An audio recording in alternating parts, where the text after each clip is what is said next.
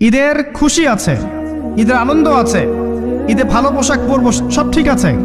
এই খুশি কাদের জন্যে?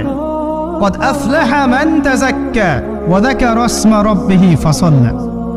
কার জন্য ঈদের খুশি? যে ব্যক্তি রমজান মাসে আত্মশুদ্ধি অর্জন করতে পেরেছে, রোজা রেখেছে, যাকাত দিয়েছে, নামাজ পড়েছে, লাইলাতুল কদরের রাত জেগেছে, তারাবি পড়েছে, ইত্যাদি ইত্যাদি।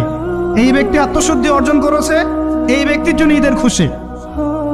যে রমজান মাসে সিনেমা দেখেছে, সিনেমার শুটিং করেছে, পর্নোগ্রাফি দেখেছে, সুদ খেয়েছে, শিরিক করেছে, বেদাত করেছে, হারাম খেয়েছে, এর জন্য ঈদের খুশি।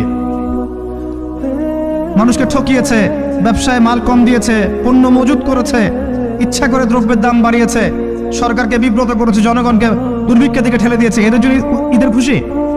কখনো না। ঈদের খুশি তাদের জন্য যারা আত্মশুদ্ধি অর্জন করতে পেরেছে। যে আপনার জীবনে বড় বড় পাপগুলো কি কি হয়েছে, এই পাপগুলো যদি মানুষের সাথে